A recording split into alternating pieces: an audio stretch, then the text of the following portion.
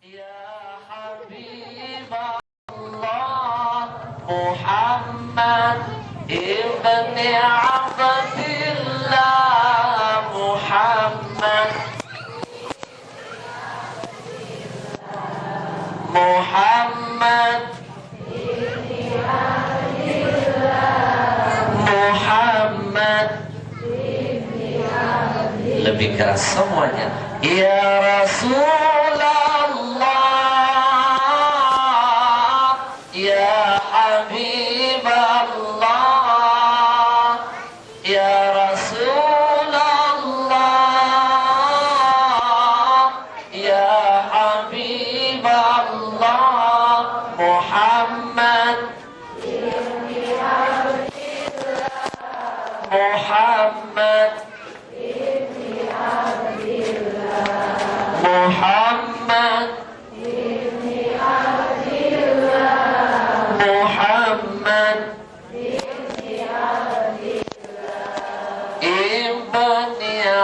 Abdillah. Yang pertama dan utama yang harus dimuliakan adalah para alim ulama. Maka izinkan saya mengawali perjumpaan ini dengan memuliakan para pewaris-pewarisnya. Dan kita hormati, kita cintai para ustadz, para ustazah, para alim ulama. Mohon maaf, tolong disimak baik-baik. Mau presiden sekalipun pun namanya sebelum engkau memuliakan para pewarisnya. Mau tanya mana yang lebih mulia, pejabat apa ulama? Kalau ini hari presiden meninggal, lihat besok rebutan orang jadi penggantinya. Tapi kalau ini hari ulama meninggal, 10 tahun, 20 tahun, 30 tahun yang akan datang, belum tentu ada yang bisa menggantikannya. Betul kan? Lihat di Tasikmalaya, ada Abah Anom dulu. Jamaahnya dari Malaysia, Singapura, Brunei, Pak. Ulama ini hari pergi 10 tahun belum bisa tergantikan. Betul nggak? Maka kadang saya suka tersungging. Udah ganti ya? Tadi saya ngomong apa? Yang benar? Sekarang saya mau nanya, yang lagi ceramah siapa? Gimana saya nggak tersungging, Pak? Acara-acara religi, tapi aneh. Agamanya nggak dihormati duluan. Giliran para ulamanya disebut belakangan, jangan sebut duluan. Najis terhadap. Betul kan? Maka pantas Indonesia ini banyak bencana dan musibah. Kenapa? Agama Allah nggak pernah ditolong, Pak. Padahal dalam Quran ada tawaran menggiurkan dari Allah. Intan surullah yansurkum. Kalau kamu, kata Allah, bantu agamaku, maka aku bantu kamu. Indonesia ini jauh dari pertolongan Allah, lebih banyak musibahnya. Kenapa? Karena banyak orang gak mau bantu. Kalau bicara agama, bicara soal pelakunya. Saya kadang-kadang suka sedih, Pak. Kalau guru bahasa Inggris ngajar anak kita, sebulan cuma 1 kali pertemuan. Sekali ketemu cuma 1 jam, gajinya 1 juta. Bela-belain kita bayarin. Giliran guru ngaji, setiap hari ngajarin anak kita, tiap malam didik anak kita, berjam-jam, Pak. Sebulan hanya 100.000, nunggaknya setahun. Betul nggak? Betul. Mana berani merumuskan meriam Belanda itu bisa dikalahkan dengan semangat takbir, Pak. Meriam Belanda loh, bukan meriam Belina. Meriam Belanda. Meriam Belina itu Hoffman yang ngalahin. Kalau bukan karena takbir kita nggak akan mungkin merdeka. Tapi sayang para pemimpin kita lupa dengan para ulama. Makanya saya selalu ngomong, kalau ada pemimpin berani ngasih kesehatan, jaminan askes buat para ustadz dan ustadzah, itu baru hebat. Pejabat dipikirin, ulama nggak pernah dipikirin. Betul nggak? Kita doakan para pemimpin-pemimpin kita mudah-mudahan sadar kalau ingin Indonesia ini jauh dari bencana, bantu dulu agama Allah. Betul? Maka pantas, Pak, musibah, bencana selalu hadir di negeri ini. Saya suka menyimpulkan, insya Allah di buku saya yang berikutnya, itu judulnya Ada Apa Dengan Indonesia. Ada saya kategori adab dari Allah. Kenapa? Lebih banyak para pemimpin kita nggak mau mikirin para pelaku agama. Betul nggak? Nggak nolong agama Allah, gimana Allah mau bantu kita. Lihat Pak, apapun yang terjadi di Indonesia, yang satu belum tuntas, nyusul bencana berikutnya. Pesawat nyungsep, yang satu belum terungkap, udah datang pesawat lain. Betul nggak? Yang paling mengerikan kemarin itu tragedi apa? Pesawat Sukhoi. Kurang hebat apa negara yang bangun pesawat Sukhoi ini? Negara Rusia itu paling hebat. Jangankan pesawat komersil, pesawat tempur, Rusia paling jago Pak. Katanya Sukhoi ini pesawat paling canggih. Masa gunung segede itu tidak terdeteksi? Kita Indonesia Pak, walaupun punya pesawat sudah uzur, gitu, uzur semua pesawatnya, udah kategori sakaratul maut. Tapi kalau lihat gunung masih bisa menghindar. Benar nggak? Masih bisa menghindar. Pesawat Sukhoi katanya pesawat paling hebat. Masa gunung segede itu silaturahim? Gara-gara pesawat Sukhoi nabrak gunung Salak, semua jadi korban. Semua penumpang meninggal dunia sampai sekarang. Sampai sekarang meninggal. Katanya pesawat paling hebat, paling canggih, saking hebatnya jarak tempuhnya mampu mengalahkan pesawat-pesawat lainnya. Kalau bapak ibu naik Boeing ke Jeddah itu 9 jam. Katanya kalau naik Sukhoi insya Allah separuhnya 4,5 jam. Ternyata terbukti saking cepatnya gak balik lagi. Ini kalau nggak karena campur tangan Allah mustahil Pak. Pesawat paling canggih loh, pesawat paling canggih, pilot paling pengalaman loh. Kalau nggak betul-betul ada campur tangan Allah, betul? Rusia marah dengan kita, marah besar. Rusia bilang, kurang ajar Indonesia, kok nggak pernah ngasih tahu kami kalau kalian punya Salak segede gunung. Namanya Gunung Salak Ustaz. Jadi kita ini hebat Pak, punya Salak segede gunung. Maka saya ingin mengajak di awal perjumpaan ini, kalau ingin kembali selamat dari bencana, terhindar dari musibah, dijauhkan dari mana, kita baca istighfar. Astaghfirullah Rabbal waraya, astaghfirullah minal khataya. Yang saya muliakan, saya hormati para sesepuh. Izinkan saya menganggap semua sepuh yang ada di hadapan saya sama seperti orang tua saya sendiri. Saya malam ini bangga yang terlibat langsung ini anak-anak muda. Ini sudah yang kalau dalam bahasa Al-Quran, fityatun amanu. Umur boleh muda, tapi dia beriman kepada Allah. Seperti kisah Ashabul Kahfi, seperti kisah Nabi Yusuf. Umur muda tapi imannya mantap. Lihat Nabi Yusuf di usia yang muda, matang iman dan takwanya. Di usia yang muda Nabi Yusuf digoda oleh wanita cantik, dikunci dalam kamar Pak, dipaksa untuk harus banyak belajar dari Nabi Yusuf. Kita doakan anak-anak muda kita insya Allah tergolong menjadi anak-anak muda yang amanu. Amin. Ada kabar baik buat anak-anak muda yang memanfaatkan masa mudanya di jalan Allah dan Rasulnya. Ada kabar baik. Dalam sebuah hadits kursi Allah pernah berfirman, innallaha yuhibbu thalathatun. Allah mencintai 3 golongan.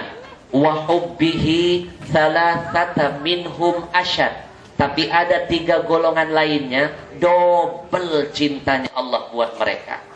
Yang pertama, Allah cinta kalau lihat orang tawadu. Allah cinta, tapi Allah lebih cinta kalau lihat orang yang punya pangkat, punya ketampanan, punya kecantikan, punya kekayaan, punya ilmu, punya segala-galanya, tapi bisa tawadu. Double cintanya Allah. Orang kaya tawadu, Allah cinta. Orang miskin tawadu, wajar. Wajar. Nggak ada yang bisa disombongin, betul nggak? Betul. Yang kedua, Allah cinta, lihat orang yang dermawan, orang kaya, dermawan, cinta Allah. Tapi Allah lebih cinta, lihat orang miskin, dengan kemiskinannya dia bisa tampil menjadi orang-orang yang dermawan. Double cintanya Allah. Orang kaya nyumbang, besok masih bisa ada belanja Pak, sisa banyak. Orang miskin nyumbang, besok mungkin puasa Pak. Betul Bu? Yang ketiga, ada hubungan dengan anak-anak muda. Kabar baik buat dikau semuanya. Allah demen, cinta, lihat orang tua rajin ibadah. Tapi Allah lebih cinta kalau ada anak muda, di usia muda dia beribadah kepada Allah. Orang tua masuk masjid, sholat, wajar. Wajar. Umur sudah masuk waktu isya, tinggal nunggu komat rojiun. Karena mohon maaf, sesungguhnya hidup kita di dunia ini kan hanya sesaat Pak. Hanya antara azan dan sholat saja Pak. Lahir kita diazankan, wafat kita disolatkan. Jadi hakikatnya umur kita itu hanya antara azan dan sholat. Betul nggak? Azan dan sholat. Ketika azan dikumandangkan, pertanda sholat sebentar lagi akan didirikan. Komat. Sebentar hidup kita ini. Tar. Orang tua rajin sholat wajar. Wajar. Udah mau mati. Tapi kalau ada anak muda rajin sholat, double cintanya Allah Pak. Karena penyakitnya anak-anak muda sekarang ini punya mutu begini Pak.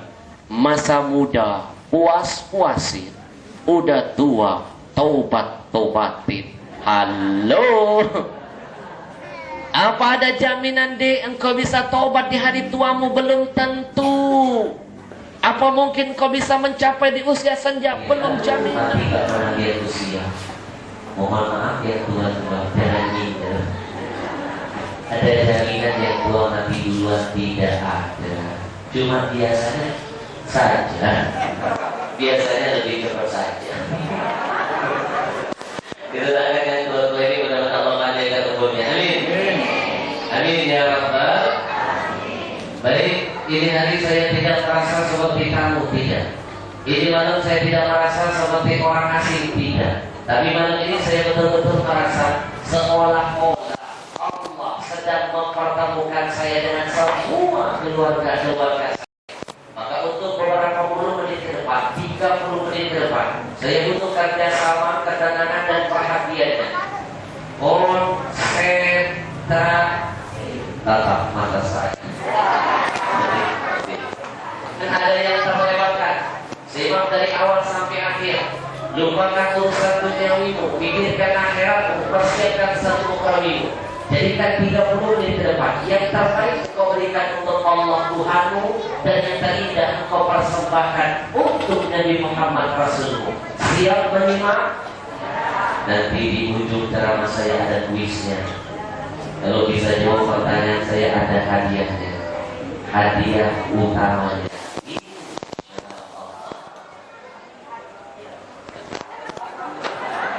Umroh cuma-cuma. Amin dong. Cumanya di bandara.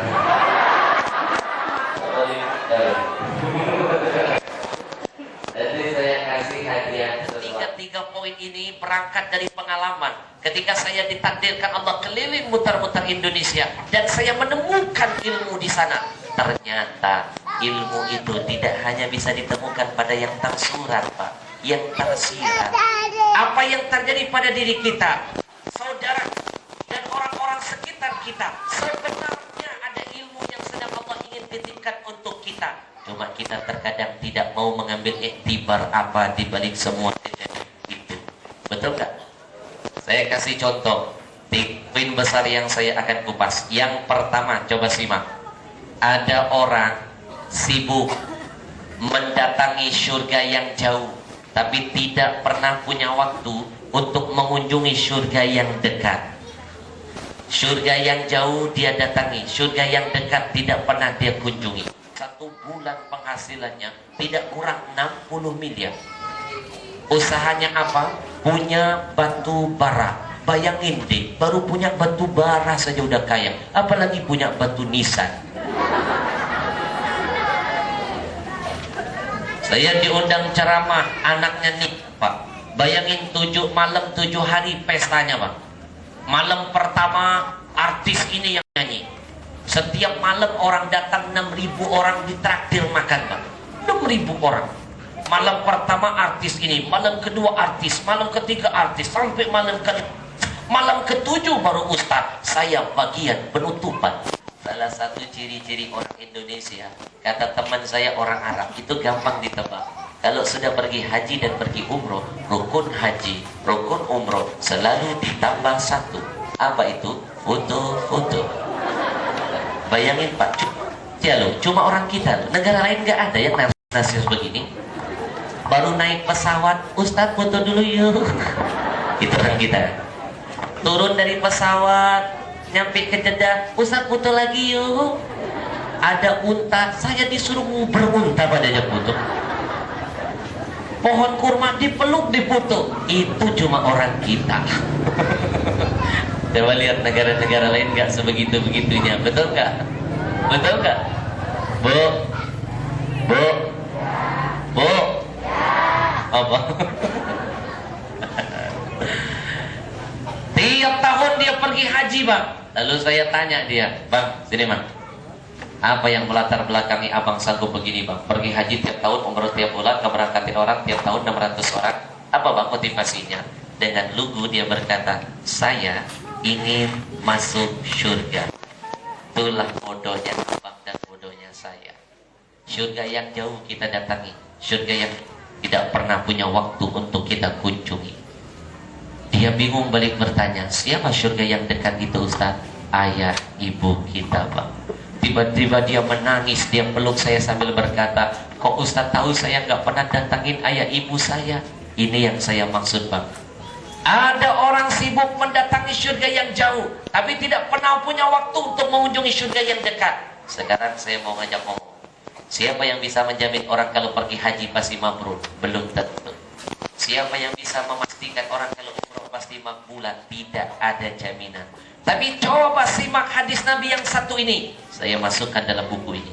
Nabi pernah berpesan, kalau ada seorang anak pergi menemui ayah ibunya, hanya dengan memandang wajah ayah ibunya dengan pandangan senyum, cinta, kasih sayang, penghormatan, kata Nabi, keluar mereka dari rumah orang tuanya, dijamin oleh Allah dapat pahala seperti haji yang mabrur, umroh yang makbulah. Pahit, paket hemat, gak keluar biaya, cuma ngeliatin Umi saja, itu pahalanya seperti haji dan umroh. Ini bodohnya kita yang pasti kita korbankan mengejar sesuatu yang belum pasti bisa kita dapatkan.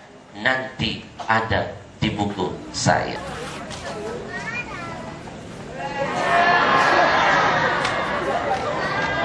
Masalah buat Allah.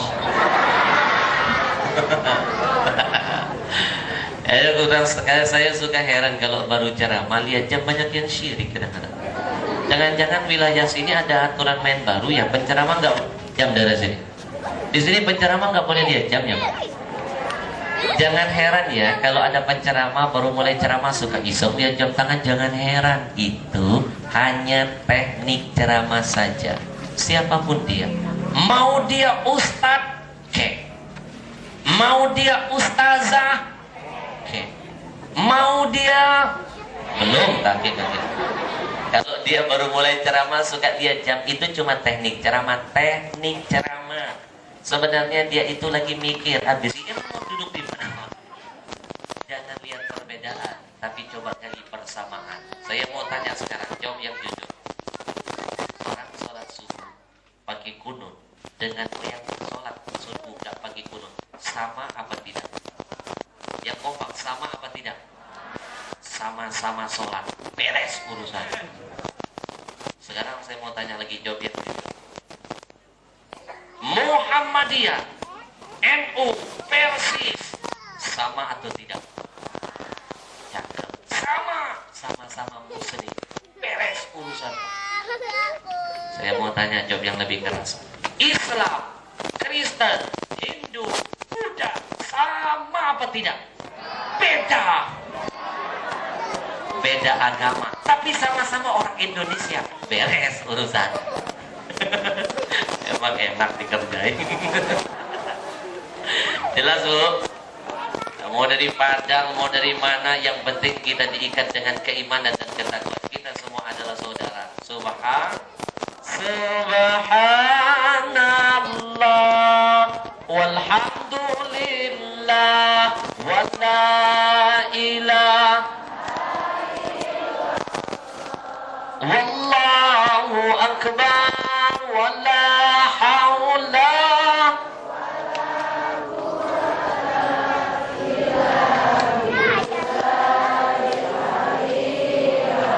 Saya pulang dari Garut Tablik Akbar mau balik ke Jakarta. Dalam perjalanan pulang handphone bunyi, krik. Ibu saya di Palembang telepon. Saya kalau ibu yang nelpon, ayah nelpon, selalu saya angkat telepon dengan begini. Assalamualaikum yang mulia. Ada perintah buat hamba. Ada perintah buat ananda. Selalu saya bilang yang muliaku. Selalu saya bilang ada perintah. Ibu saya langsung cerita, nah, Umi tadi mau belanja ke pasar Kuto. Umi bawa 1,5 juta. Pulang sampai malam kelilingin di pasar itu. Saya baru janji, Pak. Belum saya transfer, baru nih nawa itu 1,5. 5 menit setelah jadi 15 juta. Gimana kalau setengah jam? Bu, anak sekarang lihat, naktir temannya nggak pelit, tapi ngebeliin orang tuanya banyak perhitungan. Padahal kamu tahu nggak, di orang tuamu ini nggak pernah hitung-hitungan dengan kamu. Kalau dia mau hitung apa yang pernah dia berikan kepada kita, demi Allah sampai mati kita tak akan mampu membayarnya. Abdullah bin Umar satu saat ketika musim haji meneteskan air mata, terharu melihat ada seorang anak muda menggendong wanita tua di atas pundaknya. Dia kelilingi pas 7 kali putaran. Lalu Abdullah bin Umar memanggil pemuda itu sambil berkata, hei pemuda, siapa yang ada di atas lehermu itu? Siapa wanita itu? Dia adalah sosok yang karena wasilahnya saya dilahirkan ke muka bumi ini. Dia ibuku, Imam. Aku berbakti engkau nak kepada ibumu, anak yang soleh engkau nak. Imam, apakah dengan saya menggendong ibu saya 7 kali putaran suasana haji yang ramai ini, apakah bisa membayar jasa-jasanya? Apa kata Abdullah bin Umar? Demi Allah, mau 1000 kali sekalipun engkau tawaf, tiap hari engkau keliling Ka'bah 1000 kali putaran, itu belum bisa membayar 1 tetes darahnya ketika dia melahirkan diri. Saat tetes darah ibu melahirkan kita, belum bisa kita bayar walaupun dengan 1000 kali tawaf setiap hari kita gendong ibu kita di atas leher kita. Makanya saya mau ngingetin anak-anak, jangan berani-berani durhaka kepada ayah, apalagi ibu. Ibu, ayah gak ada jualnya. Apalagi ibu ngeden keluar kamu ngeden apa bisa keluar ibu. Jangan main-main kamu. Saya suka jijai lihat anak-anak sekarang kadang-kadang. Mulut-mulut saya. Ibu ngeden keluar kamu ngeden apa bisa keluar ibu? Ibu ngeden keluar anak ngeden keluar apa? Kontrol. Betul nggak? Maka nggak salah di zaman Nabi ada seorang anak muda datang bertanya. Cakep, lebih keras biar mereka minder. Yang tadi disebut 3 siapa? Yang tadi disebut 1. Terima kasih pengertiannya. Mereka sudah sepakat 1 ayat 3 ibu, Pak.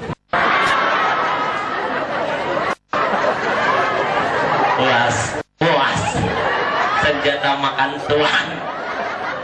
Saya mau nanya, yang 3 tadi siapa? Gak berani.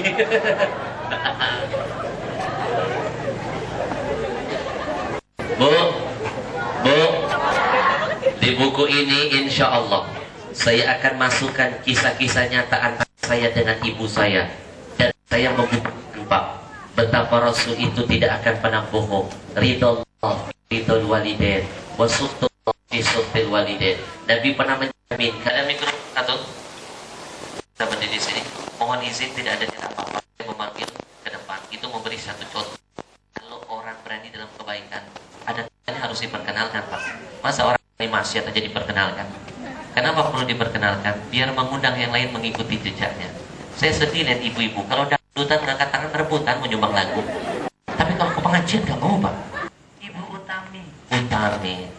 Ibu dari mana? Tahu sih dari mana? Emang kalian dari tadi? Saya bisa juga begitu. Dari mana? Dari sini.